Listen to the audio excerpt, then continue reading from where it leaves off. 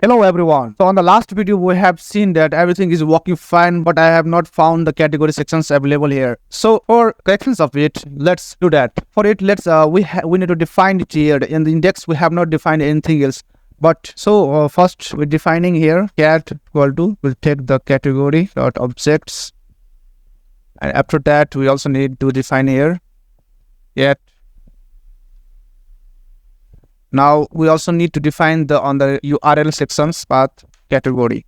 Okay, category / string slug. Use category name is equal to category. Okay, fine. So here we define a comma. Hope this will work fine.